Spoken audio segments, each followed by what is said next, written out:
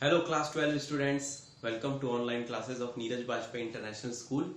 आज का हमारा टॉपिक है चैप्टर 3 का इलेक्ट्रिकल रेजिस्टेंस। ये चैप्टर चल रहा है करंट इलेक्ट्रिसिटी का, तो ऑब्वियसली बात बहुत इंपॉर्टेंट टॉपिक है करंट इलेक्ट्रिकल रेजिस्टेंस। इसके बारे में हमने थोड़ा सा चालू कर दिया था पिछले क्लास में। पिछले क्लास में हम जान गए थे पिछले क्लास में हम ये जान गए थे कि करंट और इलेक्ट्रिकल करंट और ड्रिफ्ट वेलोसिटी के बीच क्या रिलेशन है, यानी I is equal to n into e into A into v D,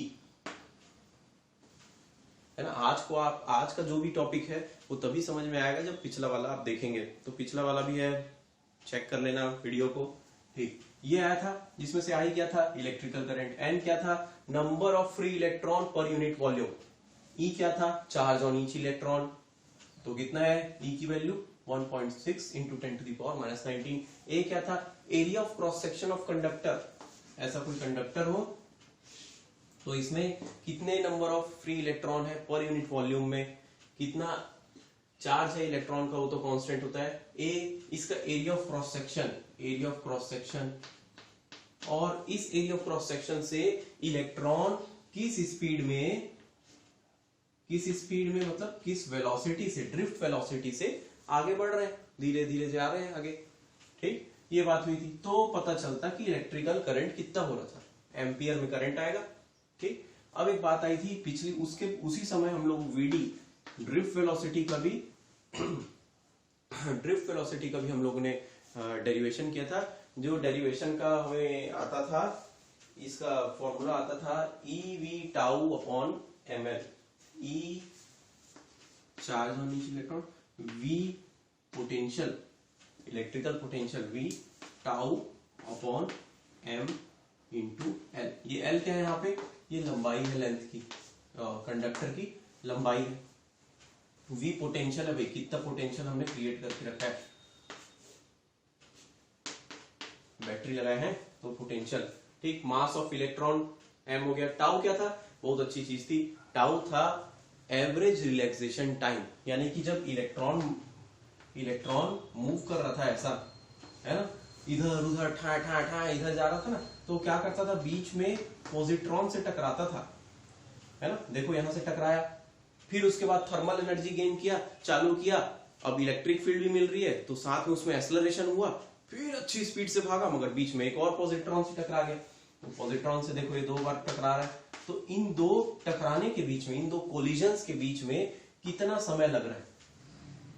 ये एक इलेक्ट्रॉन की बात हुई। वैसे सब इलेक्ट्रॉन का हम लोग एवरेज निकाल ले तो वो टाउ था, एवरेज रिलैक्सेशन टाइम। रिलैक्सेशन का मतलब ये वो सांस लेने का समय, अरे रुक जाए सांस लेने दे, जब तक वो मूव कर रहे तब तक सांस फिर टकराता था, ऐसा कुछ होता था, है ना। तो ये कहानी थी, याद आ रहा है वो कहानी, ये दोनों बात आई थी।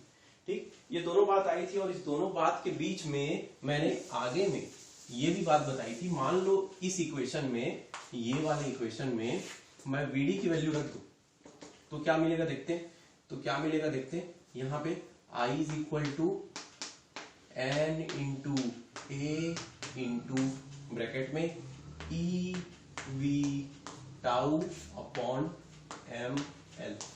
क्या बात सही है, सही दिख रहा है, सही दिख रहा है।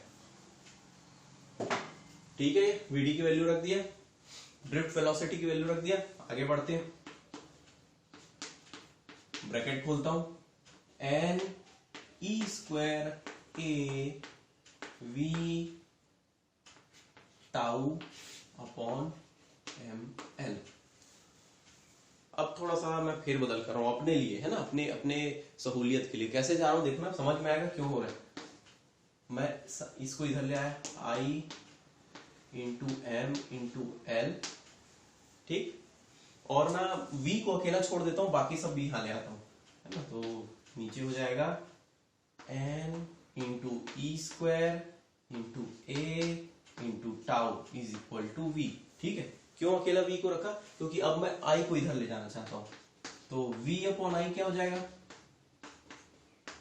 m into L upon n into e square into ए इंटू टाउ।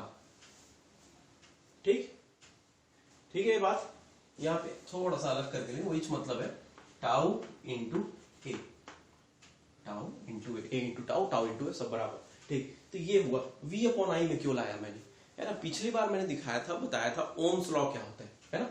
ओम्स लॉ क्या होता है, जॉर्ज साइमन ओम्स नाम का एक जर्मन साइंटिस्ट था।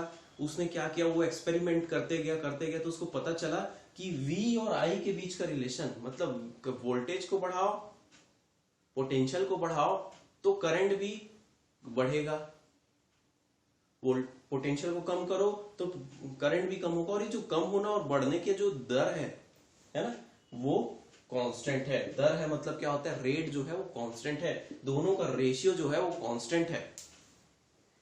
और कांस्टेंट है तो कांस्टेंट क्या कहलाता है, उसने बोला था इलेक्ट्रिकल रेजिस्टेंस, उसी को बोलते हैं इलेक्ट्रिकल रेजिस्टेंस। ठीक, तो देखो v अपॉन आई की बात हुई थी पिछली बार, उसी से क्या बना था, रेजिस्टेंस। तो मैं क्या करता हूं, देखो ये तो बात सही है ना, ये दो फॉर्मूले सही थे। अब मैं इधर आया, v अपॉन आई को मैं बोल देता हूं रेजिस्टेंस। क्या बोल रहा हूं, resistance m upon n e square tau. इसको क्या मैं अलग थोड़ा सा लिख कर ऐसा भी लिख दूं तो चलेगा क्या, नहीं चलेगा। क्यों क्यों चलेगा, अभी समझ में आएगा। देखना, कोई भी कंडक्टर की बात करते हैं, मान लो कोई कंडक्टर है ऐसा, उसकी लंबाई l हो गई और उसका क्रॉस सेक्शनल एरिया a हो गया। ठीक, ये तो इस कंडक्टर का डायमेंशन पे डिपेंड कर रहा है। वो बाकी चीज तो देखो, ये मास ऑफ इलेक्ट्रॉन m क्या है, मास ऑफ इलेक्ट्रॉन, n क्या है, n क्या है, इस कंडक्टर के अंदर number of free electron per unit volume, e क्या है, charge on each electron, tau क्या है, time, relaxation time between two collision, है ना, टू सक्सेसिव कोलिजन, दो कोलिजन के बीच में कितना समय लग रहा है। तो ये सारी चीजें ना कंडक्टर पे डिपेंड करती है। क्या आपने मटेरियल लिया है, कितना उसमें टेम्परेचर है, ठीक, मगर क्या क्या चीज नहीं डिपेंड करती, L अपॉन ए, वो भी कंडक्टर में डिपेंड करी, मगर वो तो हम सेट करके रख दिए ना, वो तो हमने कंडक्टर ले लिया। लंबा कंडक्टर लोगे तो L ज्यादा होगा, एरिया अगर का मोटा लिए, थिक लिए तो एरिया ज्यादा होगा, है ना। तो यानी L अपॉन ए जो है ना, वो कंडक्टर के डायमेंशन पे डिपेंड कर रहा है, बाकी चीजें इसके मटेरियल पे डिपेंड कर रही है। तो ये मटेरियल पे जो डिपेंड कर रही है उसको कुछ और बोलते हैं। तो अभी रेजिस्टेंस क्या हुआ, देखो रेजिस्टेंस हो गया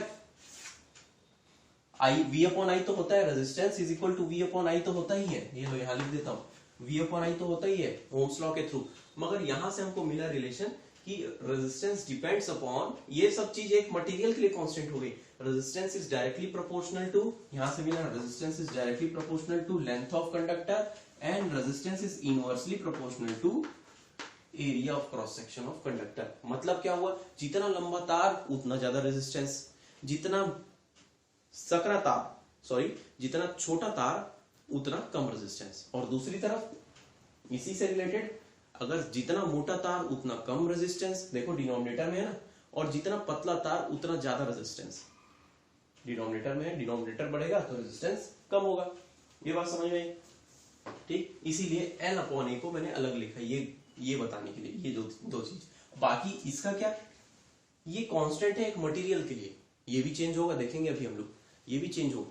मगर उसके पहले, उसको बाद में देखते हैं, रेजिस्टेंस की बात करते हैं। रेजिस्टेंस के बारे में क्या जाना फिर हमने, है ना, रेजिस्टेंस के बारे में क्या जाना कि ये होता है एक कांस्टेंट, प्रोपोर्शनैलिटी कांस्टेंट, जो मटेरियल के डायमेंशन और उसके फिजिकल स्टेट पे डिपेंड करता है। तो v अपॉन आई के बराबर हुआ, ओम्स लॉ के थ्रू पता चला। मगर अभी फॉर्मूला हमको यहां से मिल गया कि m upon n, sorry m into L upon n e square A tau, है ना। तो ए को बाहर रख दिया, ए टाउ, ठीक। अब देखो इसको मिटाऊं, नहीं मिटाता, इधर करता।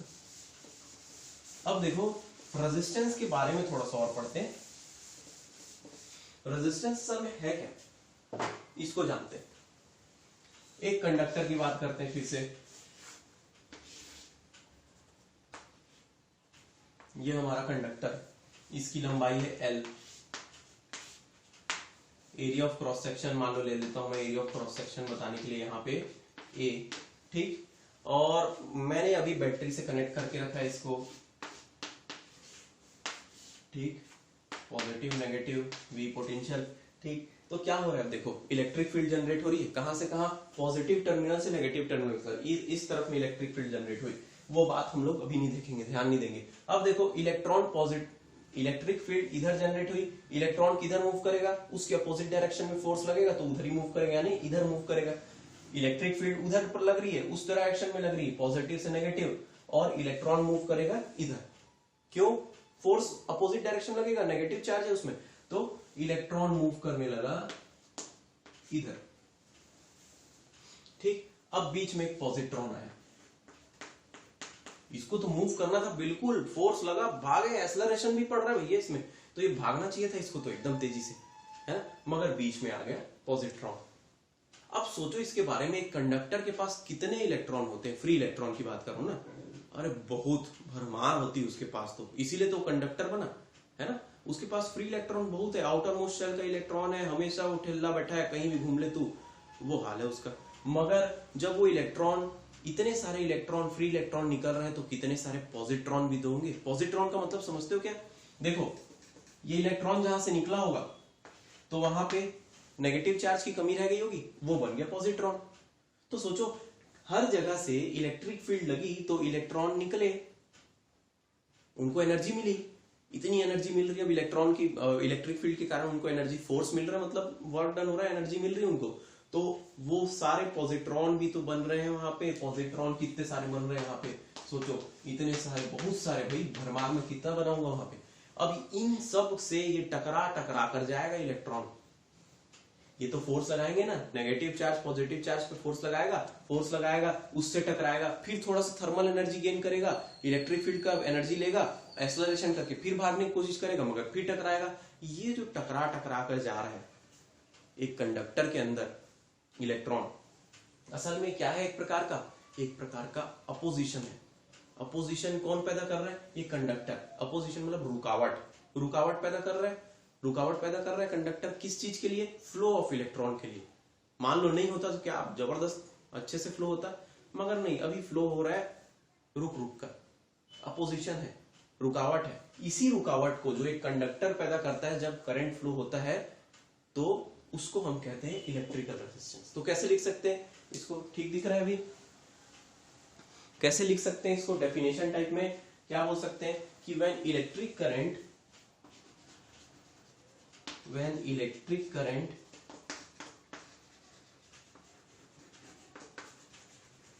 flows through a conductor, then when electric current flows through a conductor, then the conductor offers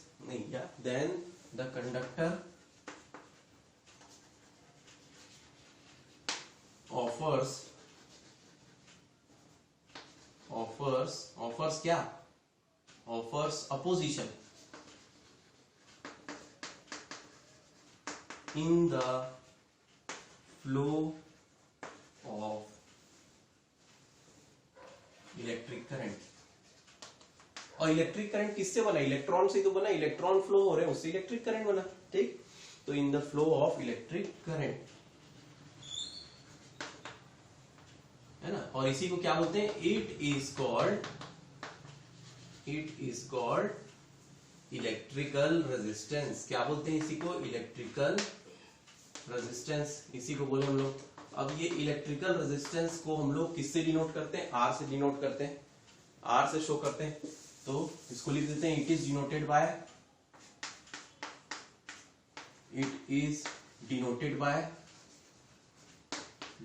bye क्या, आर।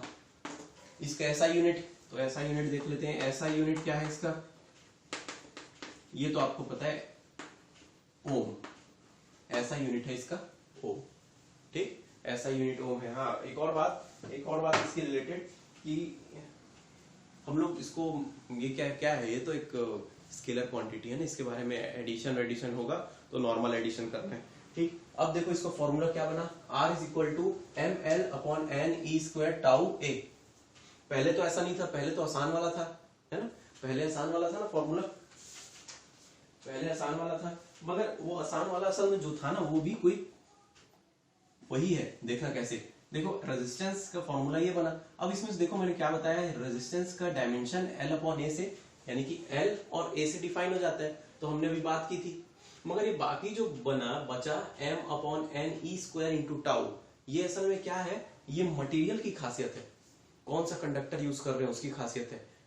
m क्या है, मास ऑफ इलेक्ट्रॉन, n क्या है, number of electron per unit volume, E क्या है, चार्ज ऑन इलेक्ट्रॉन, और tau relaxation time. तो इसमें से ये जो ये है वो असल में रो रेजिस्टिविटी के बराबर होता है, मतलब m upon n into e square into tau, इसको रेजिस्टिविटी बोलते हैं। ये सब चीज से मिलता है रेजिस्टिविटी।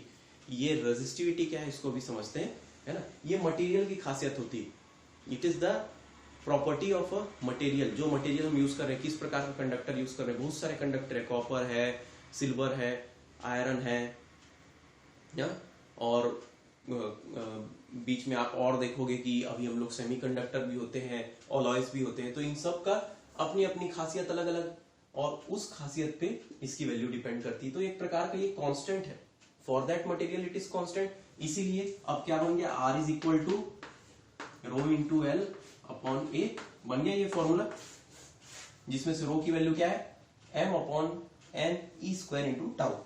ठीक, ये भी बात हुई। अब देखो इसमें से रेजिस्टिविटी की बात चालू हो रही है, तो रेजिस्टिविटी भी लगे हाथ समझ लेते हैं। रेजिस्टिविटी, रो क्या है, रेजिस्टिविटी, क्या इतना समझ में आया अभी तक?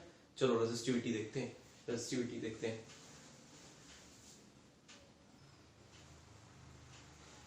तो देखो अब टॉपिक देखते हैं रेजिस्टिविटी। अभी तो समझ गए हम लोग रेजिस्टिविटी का फॉर्मूला क्या बनेगा। तो रेजिस्टिविटी का फॉर्मूला ये बनने वाला है ना, ये बनने वाला। बहुत सारे फॉर्मूले आ रहे हैं, मगर समझते जाओगे तो याद भी रहेगा।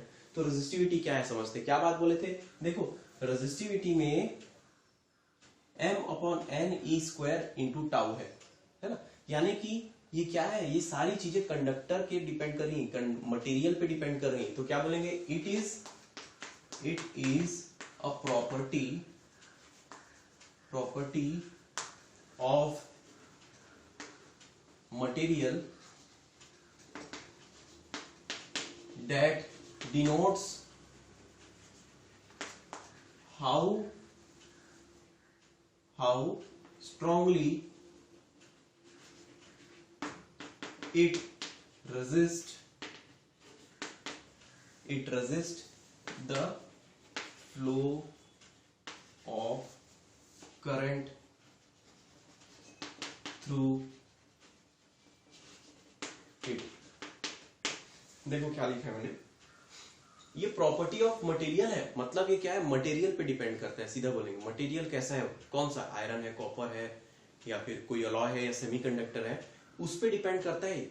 ये किस पे डिपेंड नहीं करता, ना लेंथ पे डिपेंड करता है, ना एरिया। आप डायमेंशन कुछ भी कर लो, कितना भी बड़ा तार या मोटा तार या लंबा तार या छोटा तार रख लो, वो रेजिस्टिविटी उसकी उतनी ही रहेगी। क्यों, क्योंकि वो मटेरियल पे डिपेंड कर रहा है। आयरन का है तो रेजिस्टिविटी की वैल्यू एक रहेगी। मैं एक आध दो एग्जांपल भी दूंगा कि रेजिस्टिविटी की वैल्यू कितनी है, तो समझ में आई।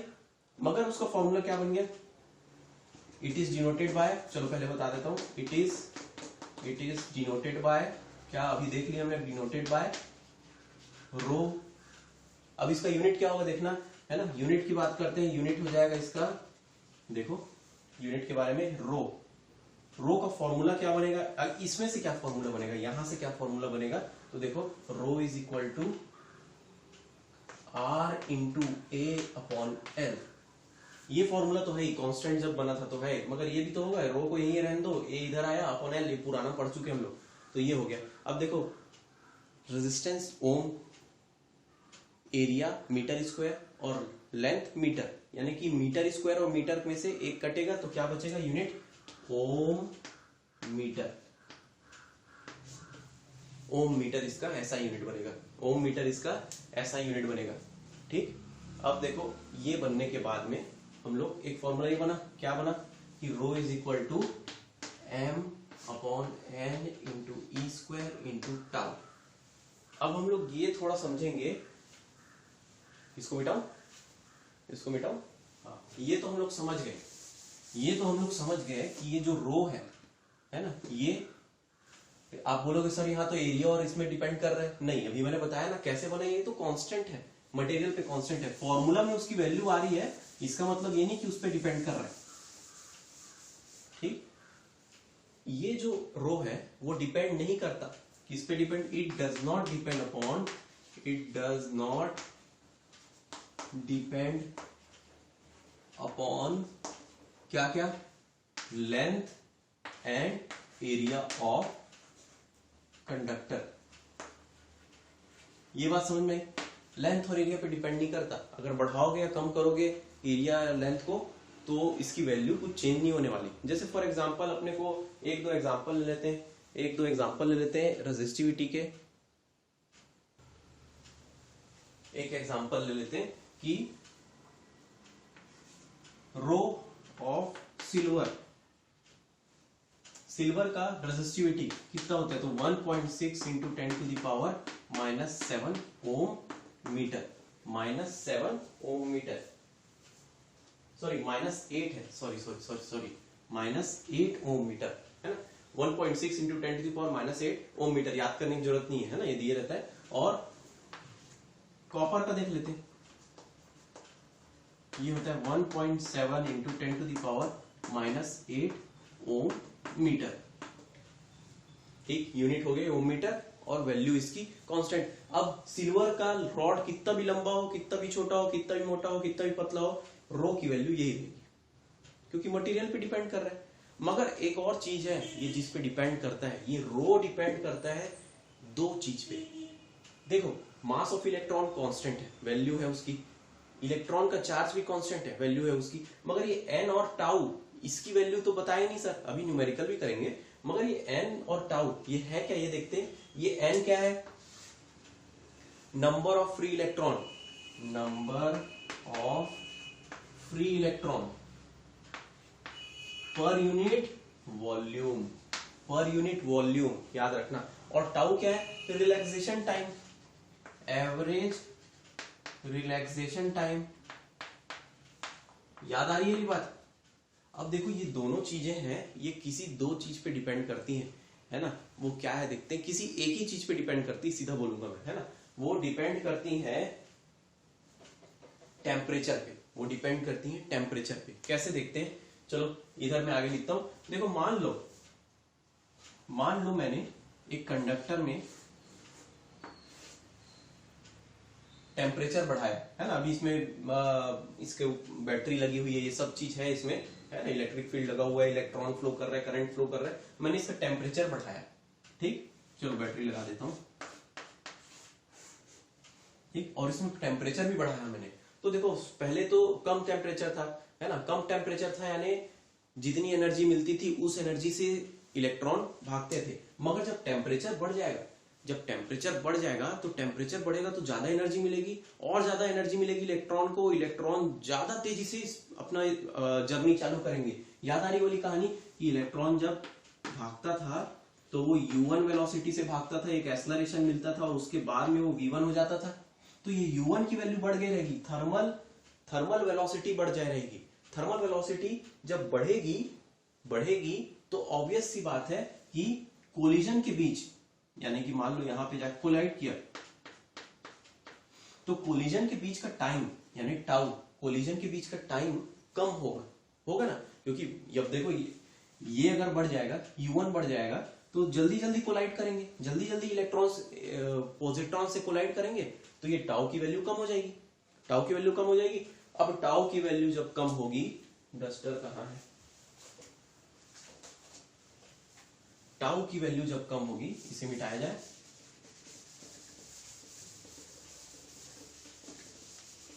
तो यहां से देखो रो जो है, मैंने बोला ना m और e दोनों तो बराबर है, कांस्टेंट है, यहां पर रो जो है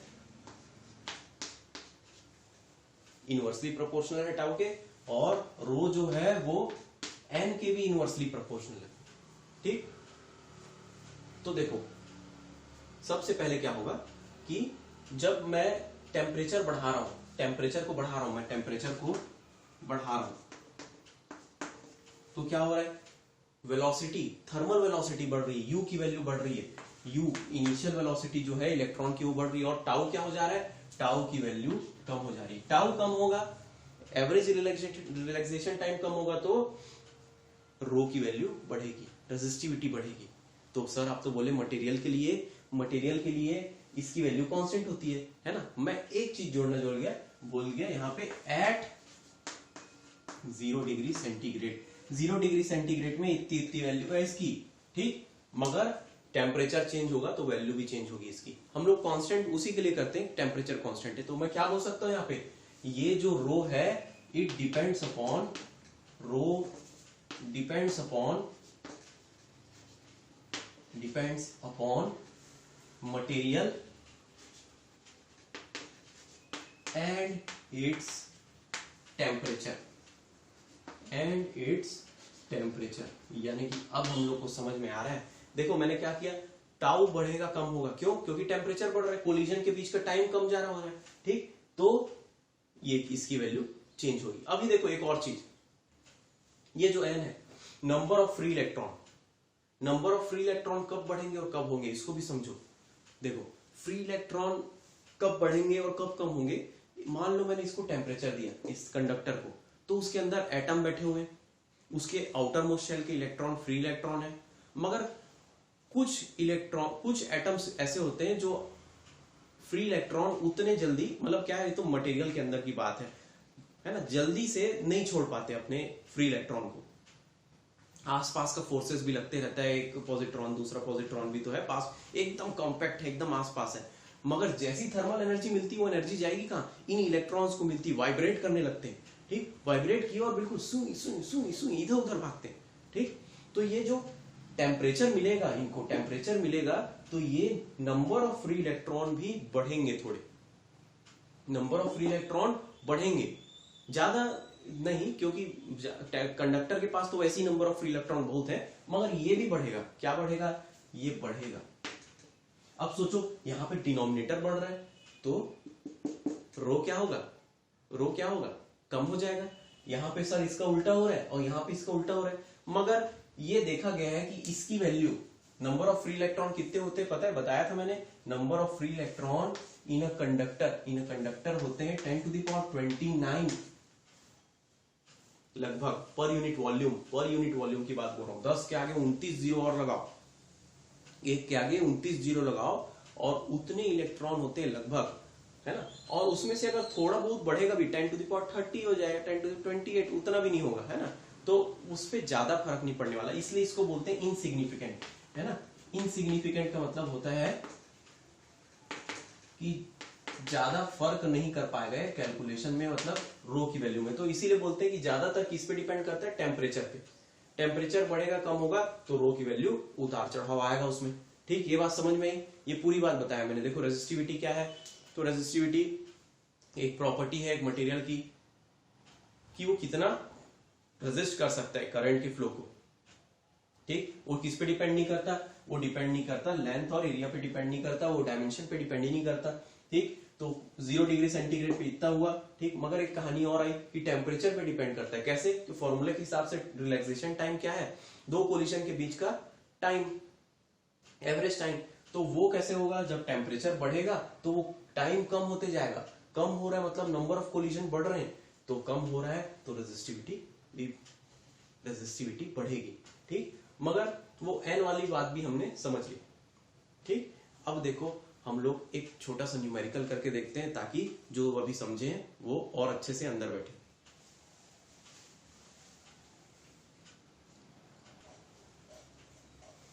चलो एक क्वेश्चन देखते हैं। ऐसे टाइप के क्वेश्चन ना नीट जेईई में भी पूछते हैं, है ना, मगर मैंने ऑप्शन के साथ दे दिया इसे, वहां भी ऑप्शन पूछते हैं इसलिए। देखो क्या बोल रहा है, अ wire of length L and resistance R, ठीक, and resistance R, this wire is stretched twice to its original length, ठीक। क्या हो रहा है यहाँ पे देख लेते हैं। ये क्वेश्चन है कुछ ऐसा है, मान लो ये हमारा कंडक्टर है, वायर कंडक्टर जो भी बोलो, है ना, वायर बोला है इसलिए वायर बोलो यहाँ पे, और इसको हमने यहाँ पर लेंथ इसका L है और इसका क्रॉस सेक्शनल एरिया A है, समझ लो, ठीक। और इसका मटेरियल का रो की वैल्यू, मतलब रेजिस्टिविटी की वैल्यू मान लो रो है, सब वेरिएबल अभी कितना है हमको नहीं मालूम, ठीक। तो इसका रेजिस्टेंस कितना होगा, इसके हिसाब से तो रेजिस्टेंस होगा R is equal to rho L upon A होगा, ठीक। अब क्वेश्चन क्या बोल रहा है, इसके हिसाब से क्वेश्चन बोल रहा है कि अगर this wire is stretched to twice of its original length, जब इसके लेंथ को हम डबल कर दें तो बताओ कि रेजिस्टेंस कितना होगा। तो अभी हम लोग ना अक्सर क्या गलती करते हैं, देखना हम लोग क्या करते हैं, L की वैल्यू को 2L रख देते हैं, तो रेजिस्टेंस क्या हो गया, ट्वाइस हो गया सोचते हैं, तो आंसर को हम लोग लगा देते हैं 2R के बराबर, ये लगा के आ जाते हैं बच्चे 2R ऐसे करके, यानी कि गलत होगा। देखना कैसे गलत होगा, पहले तो क्या सही है ये देख लेते हैं, फिर गलत कैसे ये समझेंगे, नहीं होगा ये, क्यों नहीं होगा देखते हैं। अब देखो इस कंडक्टर को मैं स्ट्रेच कर रहा हूँ, डबल कर रहा हूँ, यानी कि क्या हो जाएगा, कुछ ऐसा दिखेगा,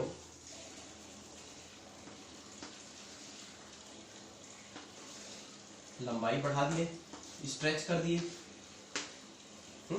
तो स्ट्रेच किए तो उसका एरिया ऑफ क्रॉस सेक्शन तो कम हो जाएगा, ए की वैल्यू कम हो जाएगी, ए की वैल्यू कम नहीं होगी क्या, वही मटेरियल है, मटेरियल ऐड थोड़ी हो रहा है, वही तो खिंचा जा रहा है। तो देखो लेंथ तो 2L हो गया, अब क्या हो गया 2L हो गया, लेंथ डबल हो गया, मगर एरिया ऑफ क्रॉस सेक्शन यहाँ पे ए नहीं रहेगा, अब हो जाएगा कुछ और, मान लो ए डैश हो गया, अब ए डैश हो गया और मटेरियल वही रहा, मटेरियल तो वही है, इसलिए रो की वैल्यू वैसी, तो रेजिस्टेंस में कुछ फर्क पड़ा होगा, पता नहीं अभी कितना है, तो इसके हिसाब से मैं लिख देता हूं कि R dash is equal to, अब क्या होगा, rho into 2L upon a dash, सही है क्या, देखो लेंथ हो गया 2L, एरिया हो गया ए डैश रो, तो R dash is equal to rho into 2L upon a dash, ठीक दिख रहा है,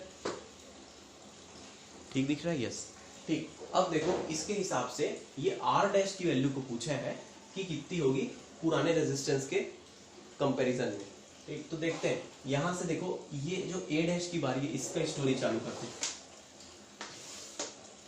अपने को मालूम है कि इसका वॉल्यूम क्या है, वॉल्यूम क्या है इसमें, वॉल्यूम ये पहला हो जाएगा, ये दूसरी बात हो जाएगी, तो वॉल्यूम ऑफ वन क्या है, A इंटू एल होगा, area cross section area into length, ठीक। दूसरे में भी वही होगा, दूसरे में क्या होगा, वॉल्यूम ऑफ 2 क्या होगा, यहां पे होगा 2L इंटू ए डैश होगा, 2L इंटू ए डैश होगा, क्यों, क्योंकि area of cross section A dash और 2L लेंथ। अब देखो ध्यान दो, आप उसको कितना भी लंबा कर दो, कितना भी छोटा कर दो, वॉल्यूम तो उतना ही है, वॉल्यूम तो उतना ही रहेगा ना, क्यों वॉल्यूम उतना ही रहेगा, मटेरियल तो उतना ही है, वायर को लंबा कर रहे हो छोटा कर रहे हो, वो लेंथ कम होगा मगर एरिया ज्यादा हो जाएगा, लेंथ ज्यादा होगा एरिया कम होगा, मगर वॉल्यूम रिमेन सेम। तो क्या बात बोल रहा हूं मैं यहाँ पे, वॉल्यूम रिमेन्स सेम, और वॉल्यूम जब रिमेन सेम है मतलब A dash into 2L is equal to A into L, बात सही, ठीक। तो ए डैश की वैल्यू निकाल लेता हूं, ए डैश इज इक्वल टू क्या हो जाएगा, ए इंटू एल अपॉन 2L, यानी कि एल कैंसल, क्या बचेगा a बाय 2, नया जो एरिया होगा वो आधा हो जाएगा, और आधा हो जाएगा तो चलो ये a डैश की वैल्यू को यहां रख देता हूं मैं a डैश की जगह, तो क्या मिलेगा, देखो R dash is equal to rho into 2L upon a by 2, ठीक। क्या मिलने वाला देखते हैं, ये हो जाएगा 2 रो इंटू 2L अपॉन a, क्या होगा, देखो ये डिनोमिनेटर ऊपर चले गए, मल्टीप्लाई हो गया, अब ये 2 इंटू 2 क्या हो गया, ये हो जाएगा 4 रो L अपॉन a, मगर ये रो L अपॉन a को देखो, ये तो R के बराबर होता है, तो ये हो जाएगा 4R, नया रेजिस्टेंस क्या हो गया 4R के बराबर, यानी कि राइट आंसर क्या है C1। समझ में आई बात, क्या कॉन्सेप्ट को याद रखना है, क्वेश्चन चेंज होते रहेंगे मगर ये वॉल्यूम रिमेन सेम, ये बात को याद रखना, वॉल्यूम रिमेन सेम है ना, आप स्ट्रेच कर रहे हो या छोटा कर रहे हो, वॉल्यूम रिमेन सेम, वॉल्यूम का खेल करना वहां पे, और ये ऐसे वाले क्वेश्चन सॉल्व हो जाएंगे। देखना कई जगह में ट्वाइस की जगह में हाफ दे देगा, 1/4 दे देगा, 4 टाइम्स दे देगा, आप लोग इसी का ध्यान रखना, वॉल्यूम रिमेन सेम, ठीक। बात समझ में, चलो थोड़ा सा आगे बढ़ते हैं और एक नया टॉपिक समझते हैं। तो चलो अब समझते हैं effect of temperature on resistance. मैं यहाँ पे क्या बता रहा हूं, effect of temperature on resistance, यानी कि अभी हम लोग क्या समझ लिए कि rho R is equal to m into L upon n e square tau into A.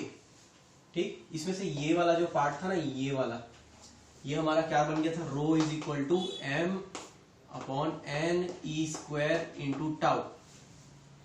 ठीक, तो यहां पे हम लोग को देख के समझ आ गया था कि रो डिपेंड करता है, देखो मास कांस्टेंट है, इलेक्ट्रॉन की चार्ज भी कांस्टेंट है। ठीक, इलेक्ट्रॉन का चार्ज भी कांस्टेंट है और मास भी कांस्टेंट है। क्या चीज कांस्टेंट नहीं है, देखो यहाँ पे एन और टाउ, एन और टाउ, एन क्या है, number of electron, free electron per unit volume, और टाउ क्या है, एवरेज रिलैक्सेशन टाइम। लिखो क्या, देखो एन क्या है, number of free electron per unit volume. ठीक, और टाउ क्या है, एवरेज रिलैक्सेशन टाइम, ये दोनों चेंज हो सकते हैं। कैसे चेंज हो सकते हैं अभी दिखाता हूं। ये रहा इलेक्ट्रॉन, मान लो ये अभी हम लोग कंडक्टर के अंदर क्या चल रहा है उसको देख रहे हैं। ये इलेक्ट्रॉन एनर्जी पाके, कौन सा एनर्जी पाता है भाई, दो प्रकार की, एक थर्मल एनर्जी मिलती है उसको, है ना। थर्मल एनर्जी, टेम्परेचर थोड़ा सा आगे पीछे रहता है, तो रूम टेम्परेचर में, मेटल के अंदर भी टेम्परेचर अलग रहता है, तो बाहर से जो टेम्परेचर मिल रहा है उस टेम्परेचर में एनर्जी पाके चालू करता है अपनी जर्नी, है ना, अपना वेलोसिटी से निकलता है। कौन सी वेलोसिटी से, यू से निकलता है। फिर एक्सेलरेशन क्यों पाता है, एक्सेलरेशन पाता है क्योंकि अब हम लोग बैटरी जोड़ दिए, इलेक्ट्रिक फील्ड आ गया साथ में, तो जब आगे बढ़ता है तो सामने जाके पॉजिट्रॉन से कोलिजन करता है। तो मान लो ये कोलिजन पहला हुआ, अब उसके बाद हम देख रहे हैं और कर रहे हैं, ये आया दूसरा कोलिजन, ये क्या है, पॉजिट्रॉन है, समझ लो, है ना, ये पॉजिट्रॉन है हमारा। यहां से फिर टकरा गया था, टकरा कर फिर u1 वेलोसिटी से, थर्मल वेलोसिटी से चालू किया अपनी जर्नी, अपना वेलोसिटी से आगे बढ़ा और एक्सेलरेशन पाया a। ये एक्सेलरेशन क्यों मिल रहा है इसको, क्योंकि इलेक्ट्रिक फील्ड है साथ में, है ना, इलेक्ट्रिक फील्ड करके एक्सेलरेशन मिल रहा है। तो एक्सेलरेशन होगा तो वेलोसिटी बढ़ेगी, तो मान लो v1 वेलोसिटी से बढ़ी और जाके फिर से दूसरे पॉजिट्रॉन से जाके टकरा गया। ये बार बार टकरा के जा रहा है, यही तो बात हुई थी, रेजिस्टेंस में होता है ना, रेजिस्टेंस यही अपोजिशन मिलता है उसको, बीच में इतना सब उसको झेलना है। और साथ में मान लो इसको, ये दो कोलिजन के बीच में जितना वक्त मिल रहा है उसको रिलैक्सेशन टाइम बोले थे हमने, टाउ। ठीक, ये टाउ एक इलेक्ट्रॉन के लिए हुआ, ऐसे बहुत सारे इलेक्ट्रॉन है, उनका एवरेज निकालेंगे तब वो बनेगा एवरेज रिलैक्सेशन टाइम। मगर एक चीज ध्यान देना, जब अभी मैंने टेम्परेचर कांस्टेंट रखा था, टेम्परेचर कैसा था, सेम, अब मैं टेम्परेचर को बढ़ा रहा हूं, टेम्परेचर बढ़ाऊंगा तो क्या होगा, टेम्परेचर जब बढ़ाऊंगा थर्मल एनर्जी मिलेगी इसको, है ना। अभी जो एनर्जी मिल रही थी, u1 वेलोसिटी की जो एनर्जी मिल रही थी, थर्मल वेलोसिटी जो मिल रही थी उसको, वो बढ़ जाएगी। क्यों, क्योंकि अब टेम्परेचर बढ़ गया, है ना, रूम टेम्परेचर, जो अंदर का टेम्परेचर और बाहर टेम्परेचर में अंतर आ गया, टेम्परेचर हम बढ़ा दिए ना उसको, तो वो टेम्परेचर बढ़ेगा तो ये बढ़ जाएगा, ये बढ़ जाएगा, तो एक्सेलरेशन पाके फिर ये भी बढ़ जाएगा, है ना। मतलब अब क्या होगा, वेलोसिटी बढ़ने से दो कोलिजन के बीच का समय कम हो जाएगा, दो कोलिजन के बीच का समय कम हो जाएगा, यानी रिलैक्सेशन टाइम कम हो जाएगा। तो रिलैक्सेशन टाइम कम हुआ मतलब एवरेज रिलैक्सेशन टाइम भी कम हो जाएगा। अब रिलैक्सेशन टाइम कम हुआ मतलब जल्दी जल्दी कोलाइड कर रहा है, ज्यादा वाइब्रेशन हो रहा है, जल्दी जल्दी कोलाइड कर रहा है ना। तो देखो टाउ अगर बढ़ा, डिनोमिनेटर में है टाउ, यहाँ पे डिनोमिनेटर में ना, नीचे में, तो रो क्या होगा, कम होगा, रो क्या होगा, कम होगा। देखो टाउ, सॉरी मैं गलत बोल दिया, टाउ कम होगा, ये कम होगा, तो रो बढ़ेगा, रेजिस्टिविटी बढ़ेगी। अब रेजिस्टिविटी पूरी, इसकी वैल्यू इधर भी देखो, अगर टाउ कम हुआ तो रेजिस्टेंस भी बढ़ेगा, यानी कि यहां पे क्या हो रहा है, there is some variation, temperature बढ़ने कम होने से रेजिस्टेंस भी कम और ज्यादा होगा, रेजिस्टेंस भी और रेजिस्टिविटी भी। अभी देखेंगे कैसे होगा। मगर एक और चीज बची है, एन की बात, number of free electron in volume, है ना। अब देखो ये वाला समझने के लिए, थर्मल एनर्जी मिल रही है कंडक्टर को तो क्या होगा, उसके अंदर के जो एटम है ना वो ज्यादा से ज्यादा इलेक्ट्रॉन अवेलेबल कराना चाहेंगे, ज्यादा से ज्यादा इलेक्ट्रॉन अवेलेबल कराना चाहेंगे।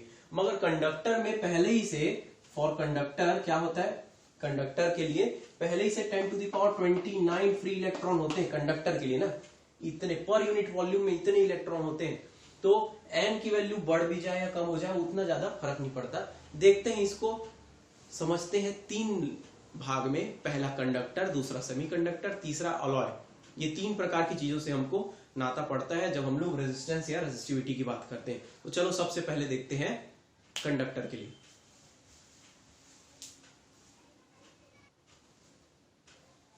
तो चलो देखते हैं सबसे पहले कंडक्टर के लिए। कंडक्टर जैसे कि क्या क्या होते हैं कंडक्टर, कॉपर, सिल्वर, है ना, आयरन, ये सब कंडक्टर्स में क्या होगा। तो देखो मैंने क्या किया, अब टेम्परेचर बढ़ाया, टेम्परेचर इंक्रीजेस, मैं टेम्परेचर को इंक्रीज कर रहा हूं। क्या क्या बातें होंगी, देखो 2 चीजों की बात करेंगे, एक एन और एक टाउ। एक n number of free electron per unit volume और टाउ एवरेज रिलैक्सेशन टाइम। तो चलो सबसे पहले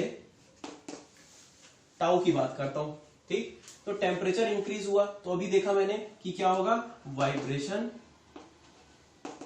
ऑफ इलेक्ट्रॉन भी बढ़ेगा, है ना। टेम्परेचर इंक्रीज हुआ तो वाइब्रेशन ऑफ इलेक्ट्रॉन बढ़ेगा, बढ़ेगा कि नहीं, क्यों बढ़ेगा, क्योंकि उसको थर्मल एनर्जी मिल गई, वो और ज्यादा पावर लेके या उसको एक और ज्यादा एनर्जी मिल गई, ठीक। अब इससे क्या होगा, इससे क्या होगा, thermal energy, sorry, vibration of electron बढ़े तो कोलिजन,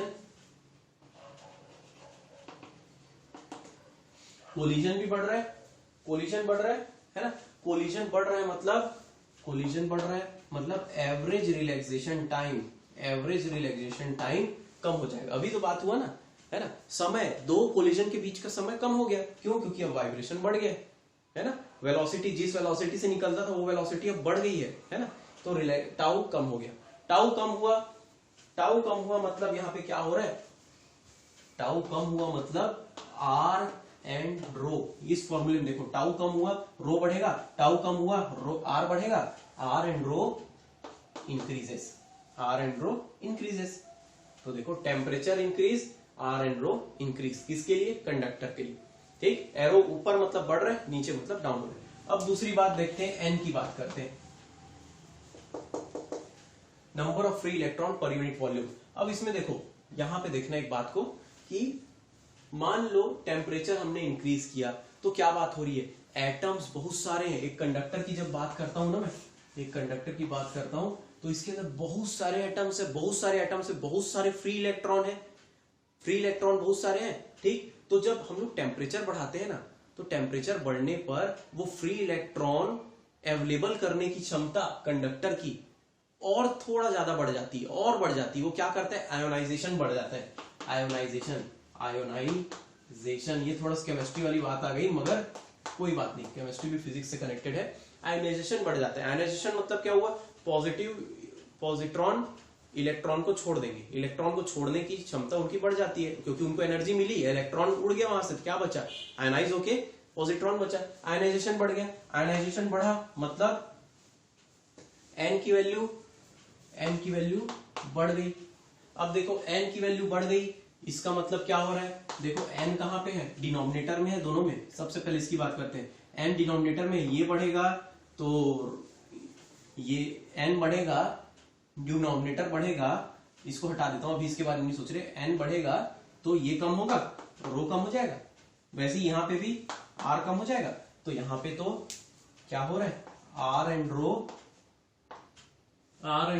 कम हो जा रहे हैं, यहां बढ़ रहे हैं, यहां कम हो जा रहे हैं, यहां तो फिर इम्बैलेंस हो जाएगा। मगर ये देखा गया है, यहां पे देखो, मगर ये देखा गया है जब कंडक्टर की बात करते हैं तो free electron, number of free electron per unit volume, number of free electron per unit volume 10⁻29 होता है। मतलब पर यूनिट वॉल्यूम ले लो, है ना, पर यूनिट वॉल्यूम ले लो, एक जितना भी आप वहां का यूनिट वॉल्यूम ले लो, उतने में 10⁻29 इतने फ्री इलेक्ट्रॉन होते हैं। और इतने फ्री इलेक्ट्रॉन होने के कारण अगर आप उसमें थोड़ा बहुत बढ़ भी जाता है, क्या बढ़ जाता है, टेम्परेचर के कारण आयोनाइजेशन बढ़ जाता है, उसके कारण एन की value, number of free electron बढ़ भी जाता है, तो भी उतना ज्यादा फर्क नहीं दे पाता वो रेजिस्टेंस और रेजिस्टिविटी में। यानी कि ये जो एन का जो इंक्रीज है ना, ये एन का जो इंक्रीज है वो उतना नहीं है एज कंपेयर टू टाउ के डिक्रीज में, इसीलिए इसको क्या बोलते हैं हम लोग, इनसिग्निफिकेंट। इनसिग्निफिकेंट,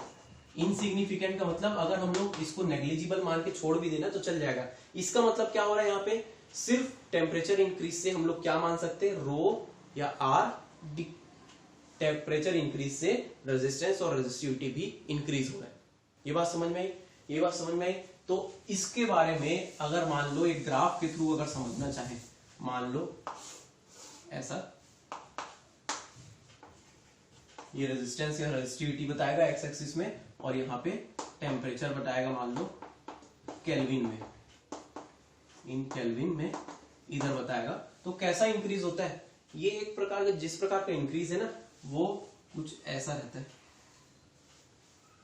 ऐसा कुछ इंक्रीज रहता है भाई, है ना। शुरू में टेम्परेचर बढ़ाते जाओ, उतना ज्यादा रेजिस्टेंस नहीं बढ़ेगा, मगर आगे बढ़ेगा, जब टेम्परेचर थोड़ा ज्यादा हाई होते जाएगा तो रेजिस्टेंस बढ़ने का रेट थोड़ा ज्यादा बढ़ जाएगा, ठीक, कुछ ऐसा बढ़ेगा। क्या ये बात समझ में, ये बात समझ में आई होगी। तो हम लोग अब बढ़ते हैं आगे, अब बढ़ते हैं आगे और देखते हैं कि सेमीकंडक्टर के लिए क्या होता है।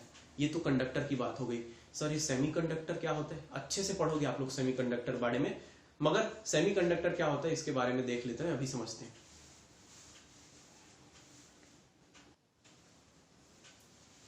तो चलो सेमीकंडक्टर की बात करते हैं। सेमीकंडक्टर क्या होते हैं, कुछ सेमीकंडक्टर्स के नाम बताता हूं, सिलिकॉन, जर्मेनियम, सुने हो क्या ये सब।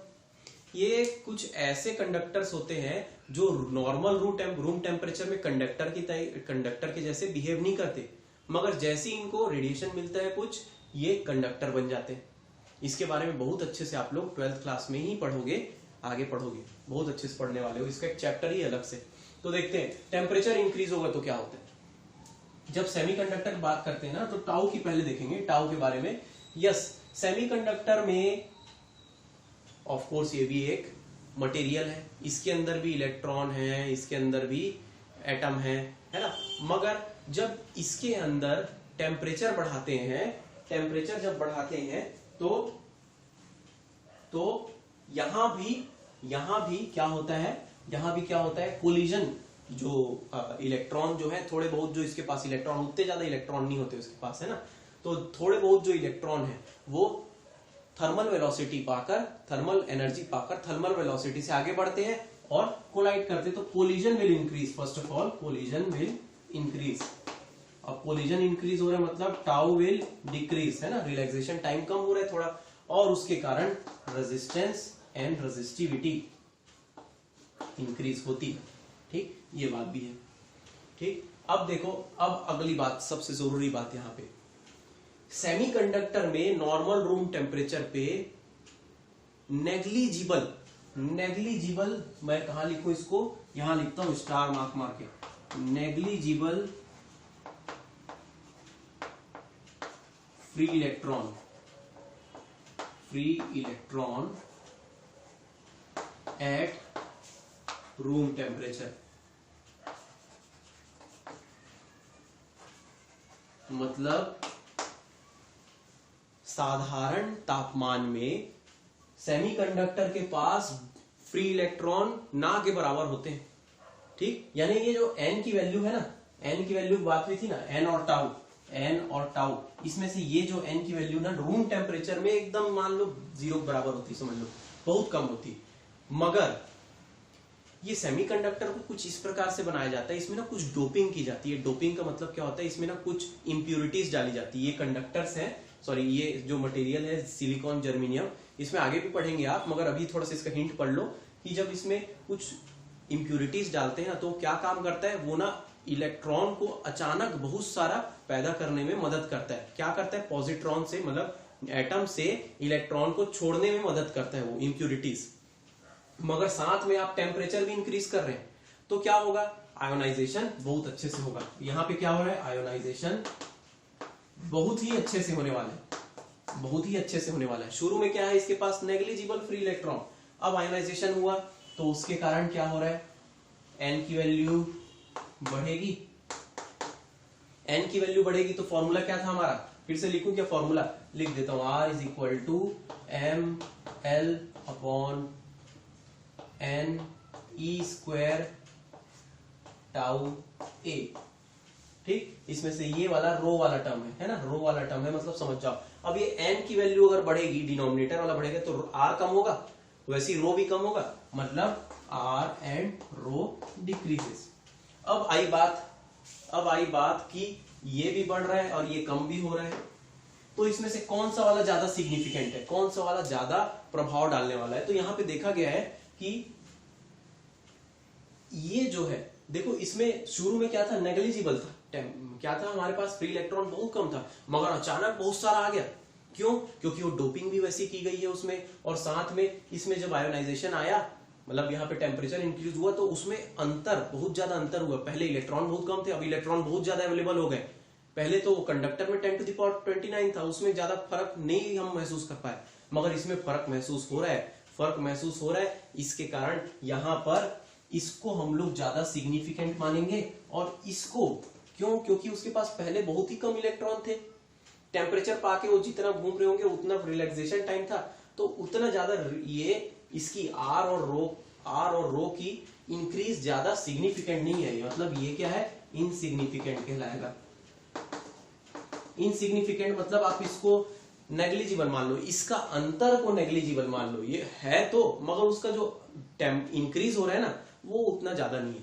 तो यहां पर सिग्निफिकेंट क्या हो गया, ये हो गया, कौन सा वाला, आयनाइजेशन वाला, एन वाला टर्म है ना। अब देखो यहाँ पे इसके कारण डिक्रीज हो रहा है, क्या हो रहा है, रेजिस्टेंस डिक्रीज हो रहा है। इंक्रीज वाले को हम लोगों ने छोड़ दिया, क्यों? क्योंकि वो बहुत कम है। तो इंक्रीज वाले को, डिक्रीज वाले को लेंगे, क्या डिक्रीज, रेजिस्टेंस एंड रेजिस्टिविटी।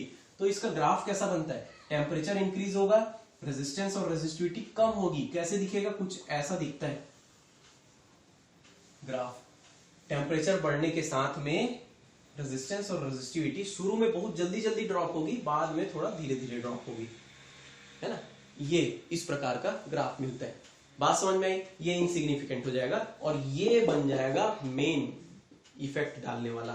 क्या ये, मतलब एन की बात कर रहे हैं हम लोग, ठीक, बात समझ में आई। अब देखते हैं, कंडक्टर हो गया, सेमीकंडक्टर हो गया, बचा क्या, अलॉयज। चलो अलॉयज के बारे में देखते हैं।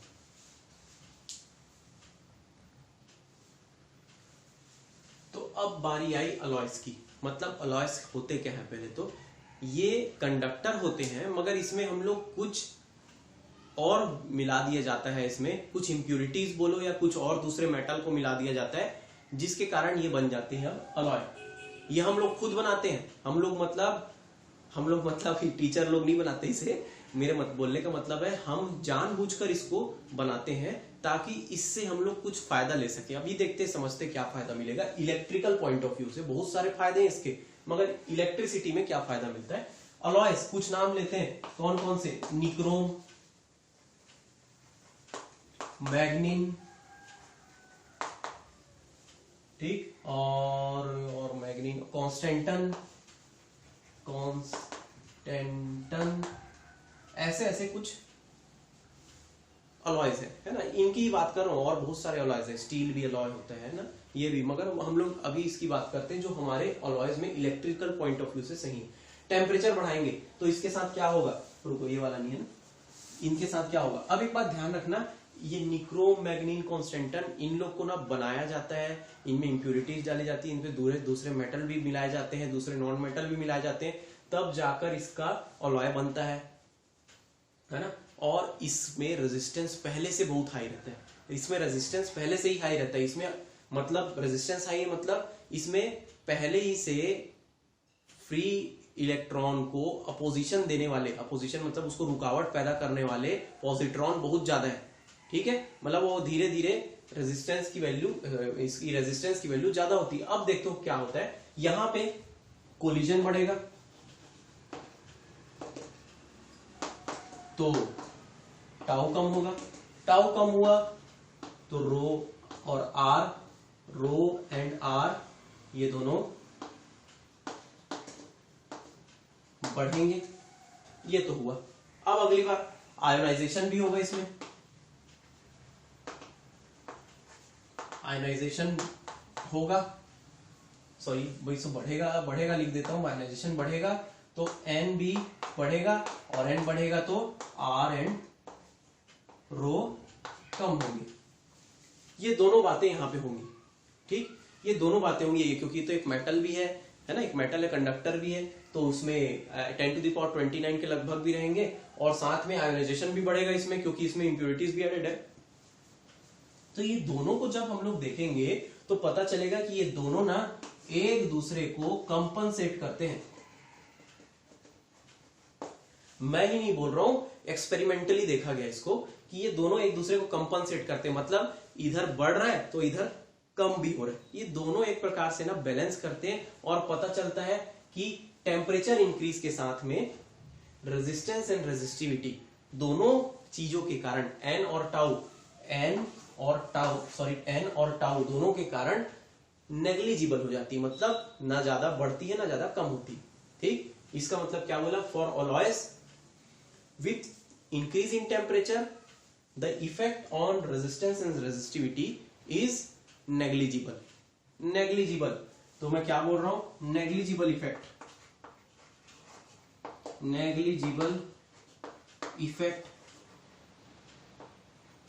Of temperature increase on R and rho. कैसा ग्राफ दिखेगा, पहले से रेजिस्टेंस हाई रहता है तो यहां से चालू करूंगा मैं, और कैसा कुछ दिखता है, ऐसा कुछ दिखता है। स्ट्रेट लाइन तो नहीं है, थोड़ा सा बस चेंज होता है, ज्यादा कुछ चेंज नहीं होता। स्ट्रेट लाइन दिखा भी देते तो बराबर रहता, रेजिस्टेंस बिल्कुल, रेजिस्टेंस और रेजिस्टिविटी लगभग बराबर ही होती। अब बात आई कि मैंने बताया था ना, इसको हम लोग खुद बनाते हैं, मतलब इसको हम लोग चाहते हैं कि ऐसा हो। क्यों, सोचो आप एक एक्सपेरिमेंट कर रहे हैं, एक्सपेरिमेंट कुछ ऐसा है, करंट फ्लो कर रहे हैं कुछ रेजिस्टेंस से, तो आप चाहते हैं कि आपकी रीडिंग में टेम्परेचर का फ्लक्चुएशन ज्यादा मत हो। टेम्परेचर, क्योंकि आप देखें, याद आ रहा है ओम्स लॉ का आपने किया था और इस साल भी करोगे कि ओम्स लॉ का जब हम लोग एक्सपेरिमेंट करते थे तो ज्यादा देर तक उसको ऑन नहीं रखना है बोलते थे, है ना। क्यों, क्योंकि टेम्परेचर बढ़ेगा, ज्यादा देर इलेक्ट्रिसिटी फ्लो होगी, टेम्परेचर बढ़ेगा और आपकी रीडिंग में वेरिएशन आ जाएगा। क्यों, क्योंकि V/I is equal to R, और R की वैल्यू टेम्परेचर कम बढ़ेगी कम होगी तो वो V/I कांस्टेंट नहीं रहेगा। और भी बहुत सारे होते हैं, आपको समझ में आएगा एक्सपेरिमेंट करोगे तो। मगर सीधी बात ये है, 100 बात की एक बात ये है कि अगर रेजिस्टेंस और रेजिस्टिविटी में चेंजेस होंगे तो आपकी रीडिंग में चेंजेस आएंगे और एरर बढ़ जाएगा, और एरर बढ़ेगा तो फिर आपके एक्सपेरिमेंट में क्या उसका कोई रिजल्ट निकल पाएगा, गलत होगा वो, एरर बढ़ेगा। तो इसको अवॉइड करने के लिए हम लोग वहां पे अलॉयज यूज करते हैं, ऐसे कुछ अलॉयज जिसके कारण वो रेजिस्टेंस या फिर टेम्परेचर के इंक्रीज का इफेक्ट कम हो जाए, और इस कारण से हम लोग इसका हेल्प लेते हैं वहां पे, किस चीज का, अलॉयज का, ठीक। ये बात समझ में, इसीलिए हम लोग कुछ इस प्रकार के मेटल यूज करते हैं, जो इस प्रकार के अलॉयज यूज करते हैं जो ज्यादा कुछ टेम्परेचर के इंक्रीज या डिक्रीज में अपना रेजिस्टेंस और रेजिस्टिविटी में अंतर ना लाए। बात समझ में आई वाली। अब देखते हैं, ये तो बात हो गई कहीं सुनी बात, एक्सपेरिमेंटल बात। सर कोई फॉर्मूला भी है एक फॉर्मूला है ना, एक फॉर्मूला है, उसको देखते हैं, उसके ऊपर न्यूमेरिकल भी देखेंगे।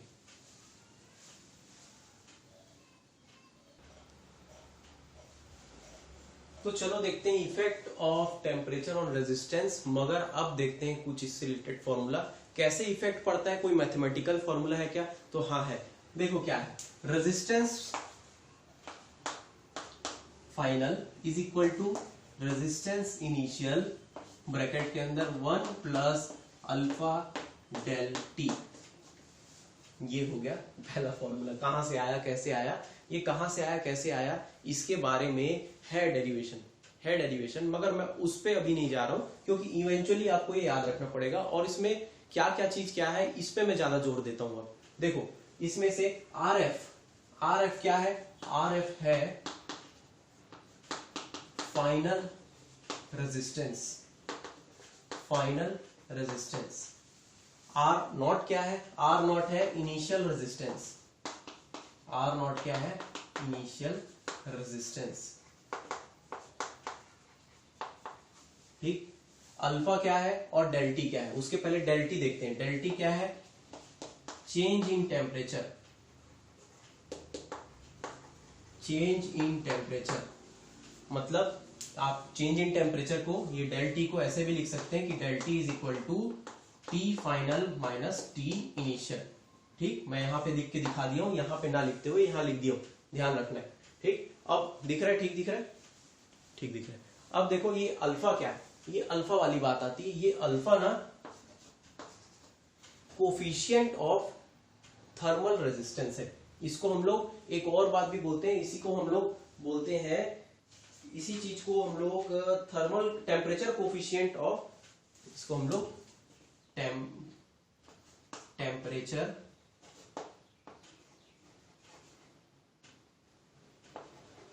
कोफिशिएंट ऑफ रेजिस्टेंस भी बोलते हैं। ये क्या होता है, इसके बारे में समझते हैं। ये अल्फा जो है ना, ये एक कांस्टेंट है, और ये कांस्टेंट किस चीज पे डिपेंड करता है? ऑब्वियस सी बात है, रेजिस्टेंस आप यहां से देखोगे तो रेजिस्टेंस कैसे बढ़ रहा है। देखो फाइनल रेजिस्टेंस मतलब बाद में जो होगा, हमने टेम्परेचर में डिफरेंस लाया, पहले टेम्परेचर था टी नॉट, उसके बाद टी फाइनल हो गया, तो टेम्परेचर डिफरेंस डेल टी आया। तो देखो डेल टी आने पर रेजिस्टेंस जो पहले आर नॉट था, इनिशियल रेजिस्टेंस था, वो रेजिस्टेंस बढ़ गया या कम हो गया, चेंज हुआ बोलूंगा, वो आर एफ हो गया, फाइनल रेजिस्टेंस हो गया। ठीक, अब फाइनल रेजिस्टेंस होने पर वो देखो ये किस पे डिपेंड कर रहा है, टेम्परेचर डिफरेंस पे तो कर रहा है, मगर साथ में मटेरियल पे भी कर रहा है। ये जो अल्फा की वैल्यू है ना, ये मटेरियल पे डिपेंड करेगी। कॉपर के लिए कुछ और होगा, सिलिकॉन के लिए कुछ और होगा, कॉन्स्टेंटन के लिए कुछ और होगा, है ना। यानी कि ये अलॉय है, सेमीकंडक्टर है या कंडक्टर है, इसके हिसाब से ये अल्फा की वैल्यू आती रहेगी, है ना। ये देखेंगे हम लोग न्यूमेरिकल में और अच्छे से समझ में आएगा। ये हो गया फॉर्मूला, याद रहेगा, ये हो गया फॉर्मूला हमारा।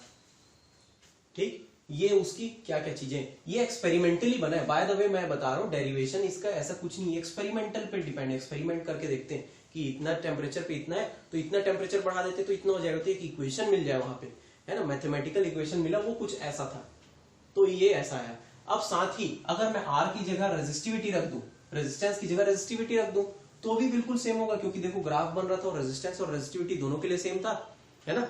तो मैं यहाँ पे rho F is equal to rho naught 1 plus alpha del T लिखूंगा, तो भी ये सही है। ये डिपेंड करता है कैसा क्वेश्चन पूछ रहा है। रेजिस्टिविटी पूछ रहा है तो ये वाला यूज करना, रेजिस्टेंस पूछ रहा है तो ये वाला यूज करना। यहाँ पे रो एफ क्या है, फाइनल रेजिस्टिविटी, रो नॉट क्या है, इनिशियल रेजिस्टिविटी जो पहले थी, टेम्परेचर नहीं बढ़ाए थे उसके पहले। अल्फा क्या है, फिर वही टेम्परेचर ऑफ कोफिशिएंट ऑफ, अब रेजिस्टेंस की जगह रेजिस्टिविटी ले लेना, रेजिस्टेंस है रेजिस्टिविटी दोनों सेम है ना। डेल टी क्या है, डेल टी हमारा चेंज इन टेम्परेचर, मतलब T final minus T initial, कितना हो गया आप टेम्परेचर और पहले जो था उसमें डिफरेंस। ठीक, ये बात समझ में आई। ये फॉर्मूला याद रहेगा। कैसे आया फॉर्मूला, एक्सपेरिमेंटली आया, एक्सपेरिमेंट करने पर आया, experimentally found that R F is equal to R naught plus alpha del T, rho F is equal to rho naught plus 1 plus alpha del T. याद रहेगा ये याद रखना है। चलो एक न्यूमेरिकल करके देखते हैं, बहुत आसान सा।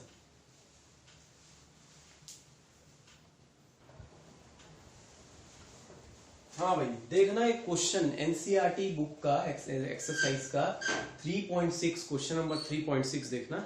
वो क्वेश्चन पूछ रहा है अ नेग्लिजिबल स्मॉल करंट, आप लोग खुद देखना, मैं लिख नहीं रहा हूं, है ना, ब्लैक बोर्ड भर जाएगा।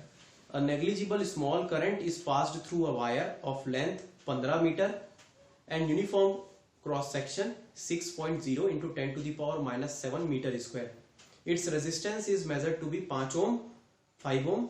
What is the resistivity of material if the temperature at the temperature of experiment? बहुत आसान सा क्वेश्चन है। क्या बोलता है देखो, क्वेश्चन पूछ रहा है कि अगर एक मेटल वायर है, कंडक्टर है, जिसकी लंबाई 15 मीटर दी है, ठीक, क्रॉस सेक्शन एरिया का वैल्यू दी है 6.0 into 10 to the power -7 metre square, ठीक, और इसका रेजिस्टेंस की वैल्यू दे दी है R इज इक्वल टू 5 ओम।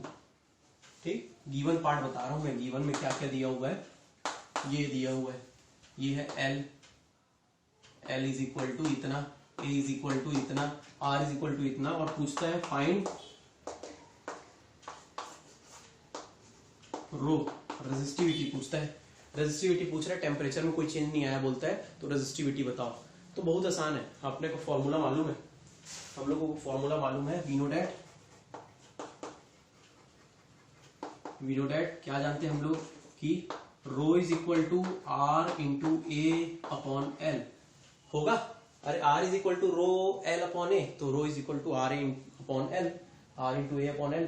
ठीक, वैल्यू पुट कर दो, वैल्यू पुट करो तो मिलेगा rho is equal to 5 into A की value 6.0 into 10 to the power -7 upon, ठीक, अपॉन एल 15। है आसान, 5 1 जा, ये 3 जा, ठीक, अब ये 3 1 जा और ये 2.0 जा, ठीक, 6 जा है ना, 6, सो ये आ गया 2.0 into 10 to the power -7 unit ohm metre. Ohm metre इसका यूनिट हो गया। ये हो गया हमारा आंसर, है ना आंसर। आसान वाले को मैं करवाया अभी ये आप खुद भी कर सकते थे, मगर एक न्यूमेरिकल समझ के लिए दे दिया मैं। चलो एक न्यूमेरिकल और दूसरा देखते हैं। ये आसान सा न्यूमेरिकल था, क्वेश्चन समझ आया, न्यूमेरिकल भी सॉल्व करो। इसी को ऑप्शन दे देता, इतना है इतना है इतना है, तो निकालना जल्दी से निकालना एकदम, ठीक।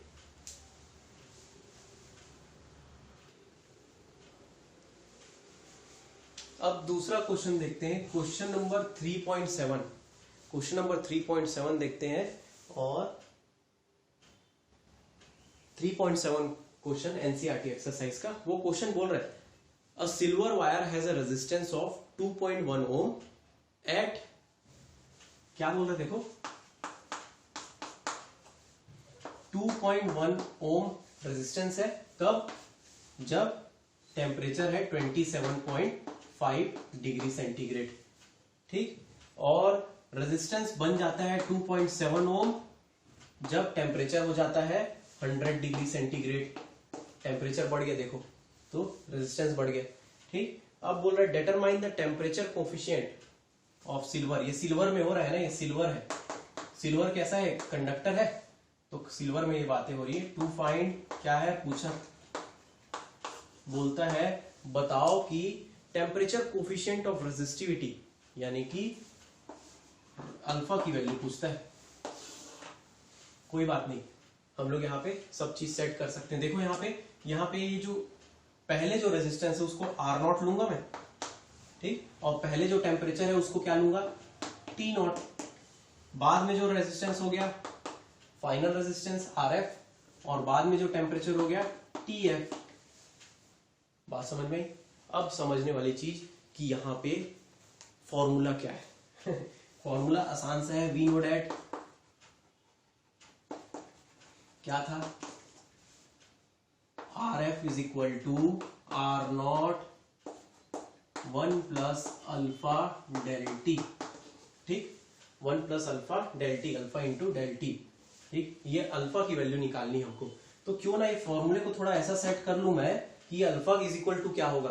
तो चलो देखते हैं, मल्टीप्लाई करो ब्रैकेट खोल के, RF is equal to R0 plus R0 into alpha into del T, ठीक। ये R0 को इधर ले आता हूं, RF minus R0 is equal to R0 into alpha into del T. Alpha को अकेला छोड़ देते हैं, तो RF minus R0 upon R0 into del T is equal to alpha. ये बन गया फॉर्मूला हमारा। अल्फा पूछेगा तो याद करना, याद कर लो, या तो फिर इसी बना लेना, कोई बात नहीं। तो अल्फा की वैल्यू देख लेते हैं। देखो R0 RF is equal to 2.7 minus 2.1 upon R0 2.1 into, अब बात आई डेल टी क्या है, तो डेल टी देखो ये TF माइनस T0, यानी कि 100 माइनस 27.5, यहीं पे कर लो, यहीं पे कहीं कर लो। Del T is equal to 100 minus 27.5 कितना होगा जी? ये होगा 72.5 है ना, 72.5 डिग्री सेंटीग्रेड। एक दिमाग में आता है कि केल्विन करना था क्या सर? नहीं, ये डिफरेंस है, तो केल्विन करके भी अगर आप डिफरेंस निकालोगे ना तो भी उतना ही आएगा। तो ये हो गया alpha, therefore alpha is equal to 2.7 minus 2.1 0.6 upon 2.1 into 72.5। इसको सॉल्व करना है, इसको सॉल्व करके देखना बिल्कुल जल्दी से। तो सॉल्व करके जब पूरा देखोगे ना, देखना यहाँ पे कैसे 0.6 है और 2.1 है, ये कैंसिल होगा, ये कैंसिल, ये चल जाएगा 2 जा, ये 7 जा, तो 0.7 इंटू इतना करोगे, सॉल्व करके देखना। इसको सॉल्व करोगे तो आप लोग का आएगा आंसर, आखिरी में आएगा आंसर, लगभग आएगा 20/5075, मतलब 20/5075, जो कि डिवाइड करने पे लगभग आएगा आपका 3.9 into 10 to the power minus 3, 3.9 into 10 to the power minus 3। अच्छा, एक बात मैं बताना भूल गया था कि अल्फा का यूनिट क्या होगा। अल्फा का यूनिट होता है पर सेंटीग्रेड या पर केल्विन, पर डिग्री सेंटीग्रेड या पर केल्विन, या फिर degree centigrade to the power minus 1, इस तरीके से लिख सकते हैं। तो ये हो गया आंसर आपका, है ना, ये हो गया आंसर। इसको हटा ही देता हूं। अल्फा इज इक्वल टू क्या मिलेगा, 3.9 into 10 to the power minus 3 पर डिग्री सेंटीग्रेड। डिवाइड इसको करके देखना, सॉल्व करके देखना, बिल्कुल यही आएगा। ठीक, समझ में आया कैसे करना है? ये चीज समझना है आपको यहाँ कॉन्सेप्ट की R नॉट और F क्या लेना है और टेम्परेचर डिफरेंस कैसे लेना है। समझ में आई बात?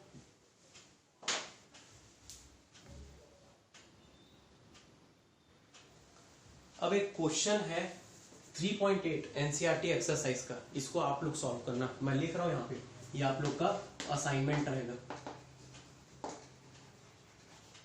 और जब वीडियो देख लोगे, ट्राई कर लोगे, आंसर आ जाएगा, तो असाइनमेंट डन भी लिखना, वो मैसेज जब देते हो आप लोग। तो देखो 3.8 क्या पूछ रहा है, समझा देता हूं थोड़ा। क्या बोलता है ये 3.8 में कि एक कंडक्टर के अक्रॉस हीटिंग एलिमेंट है निक्रोम का, उसके अक्रॉस 230 वोल्ट का, यानी V की वैल्यू दे दी है 230 वोल्ट की पोटेंशियल डिफरेंस है। ठीक, और शुरू में करंट 3.2 एम्पियर का है शुरू में।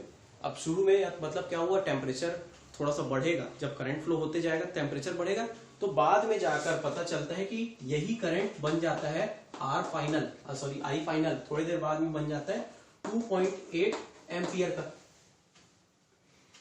तो और बोल रहा है शुरू में टेम्परेचर, रूम टेम्परेचर। अब देखो शुरू में जब एक्सपेरिमेंट चालू किए तो रूम टेम्परेचर की जितना होगा कंडक्टर का टेम्परेचर, तो बाद में कुछ और हो जाएगा।